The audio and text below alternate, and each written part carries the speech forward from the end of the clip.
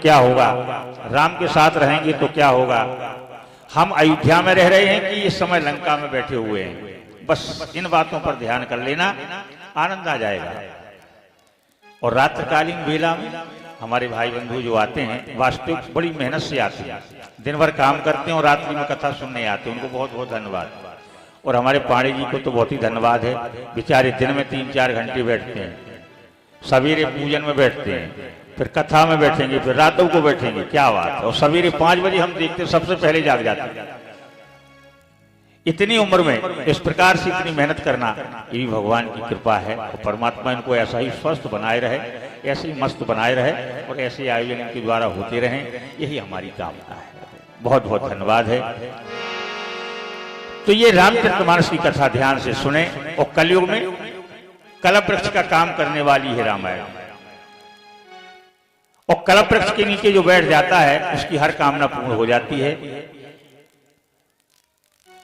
गोस्वामी जी ने लिखा है इस पर कि यह कलयुग में कलप वृक्ष है। रामायण सुर तरु की छाया, रामायण सुर तरु की छाया, दुख भय दूर कटे आया।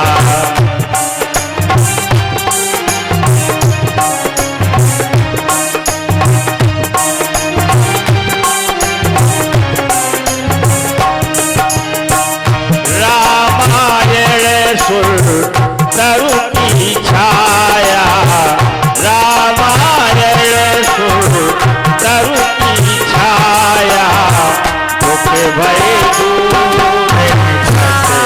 हो आया।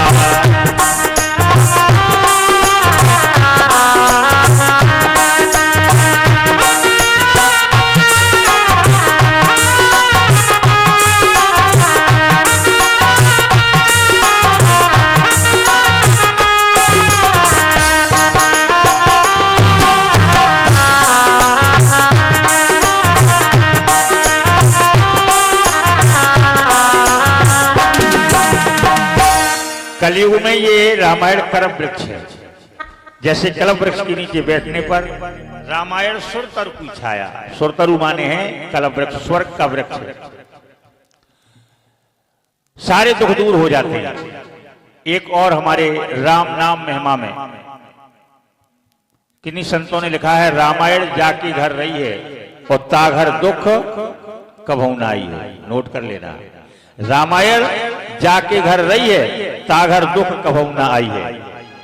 एक सज्जन ने इस बात को सुना, बाजार में गए, एक मोटी सी रामायण लेके आए, लाल कपड़े में लपेट कर अलमारी में रख दिया, क्योंकि पंडित जी ने कहा था रामायण जाके घर रही है और ताघर दुख कभू ना आई है।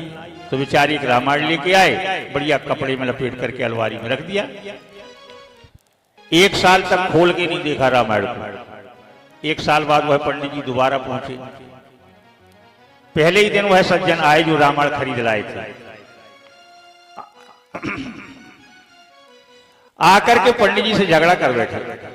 कहा, महाराज आप झूठ बोलते हो। पंडित जी ने कहा, क्यों? अरे कहा, आपने कहा था रामायण जाके घर रही है, तागर दुख कभू ना आई है। हमने आपकी बात को सुना और हम रामायण लेके आ गए और अभी तक रखी है वो रामायण। और जिस दिन से महाराज रामायण खरीद के लाए हैं उसी दिन से घर में झगड़ा, फिसाद, दुख दरिद्रता, नाना प्रकार की बड़ी झंझट शुरू हो गई। पंडित जी ने कहा, भाई ऐसा तो नहीं होना चाहिए।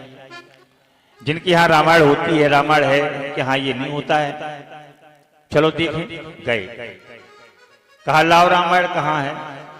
तो अलमारी से निकाल करके जब वो रामायण लाए, पंडित जी ने कपड़े को खोल करके जलाया तो 250 ग्राम धूल निकली उसमें। कहा, भैया इसको खोल के कब से नहीं देखा? बोले जब से लाए हैं, ज्यों की क्यों रखी है। पंडित जी ने कहा, यह बताओ जैसे कोई व्यक्ति बीमार हो जाए, डॉक्टर के पास जाए और डॉक्टर उसको दवा दे दे, ले भैया ये गोली है, दवा है, इसको खा लेना, थोड़ी परहेज कर लेना, ठीक हो जाओगे। और शायद वह मरीज गोली ना खाए, जेब में डाल ले और घूमता फिरता रहे तो क्या ठीक हो सकता है? कहा भाई गोली तो खानी पड़ेगी। बोले गोली खानी पड़ेगी और परहेज करना पड़ेगा, तब ठीक हो पाएगा।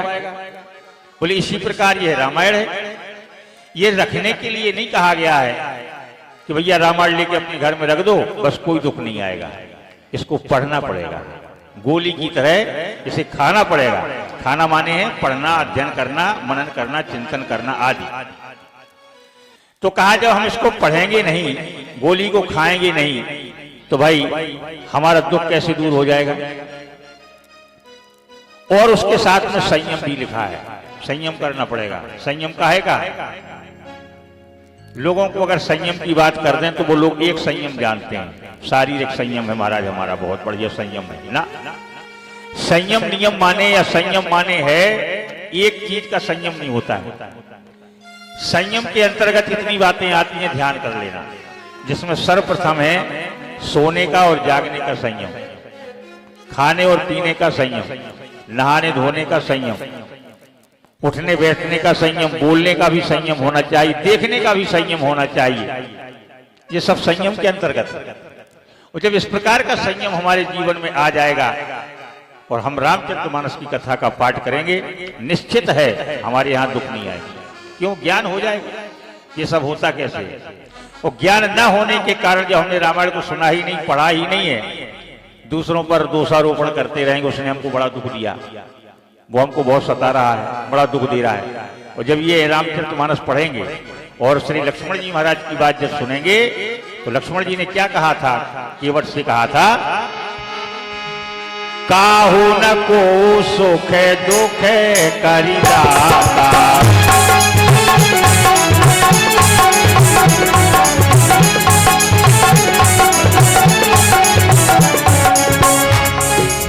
काहू न को सुख दुख करिदाता,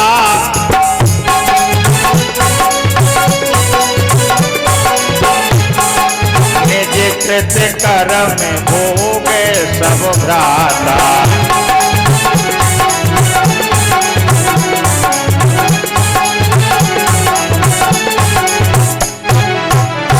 अपने अपने कर्मों के अनुसार हम सुख दुख भोगते हैं।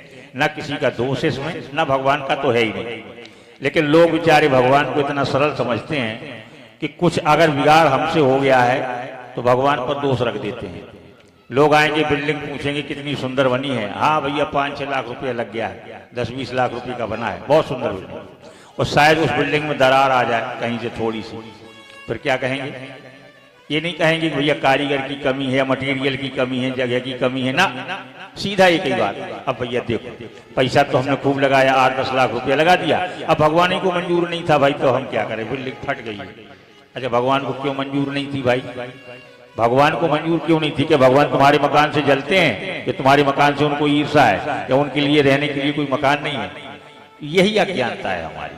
और जिस दिन ये करना भूल जाएंगे, अपने कर्मों पर ध्यान करेंगे, अपने कर्म की कैसेट को पलटते रहो, दुख नहीं होगा। और जिस दिन हमने अपनी कर्म की कैसेट को पलटना बंद कर दिया, दुख हो जाएगा। क्योंकि बगैर हमारे कर्म किए जो हमसे बन रहा है उसकी ही सजा हमको मिलती है, और बगैर किए की सजा भगवान नहीं दे सकता है। भगवान कहता है मैं ना किसी को दुख दे रहा हूं ना सुख दे रहा हूं। अच्छा तो फिर आप करते क्या हैं? तो भगवान कहते हैं मैं एक ही काम करता हूं,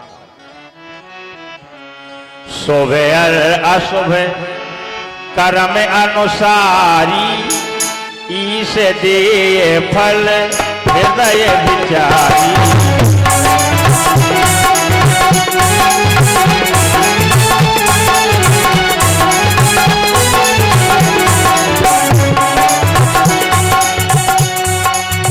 शुभ और अशुभ कर्म अनुसारी, ईश दे फल हृदय विचारी।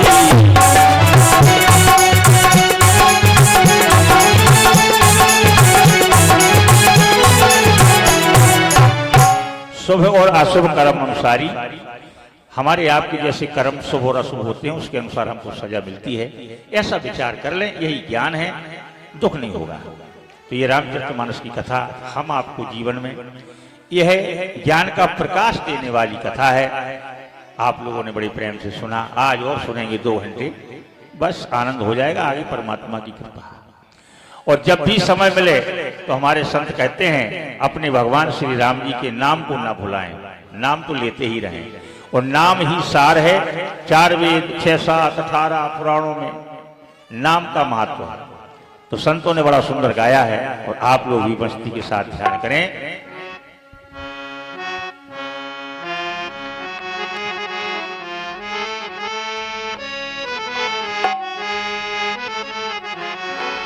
अरे सच्ची श्रद्धा से मन को लगाया करो, सच्ची श्रद्धा से मन को लगाया करो और राम गाया करो, राम गाया करो।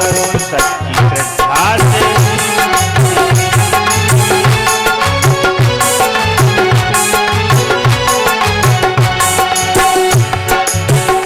सच्ची श्रद्धा से मन को लगाया करो, सच्ची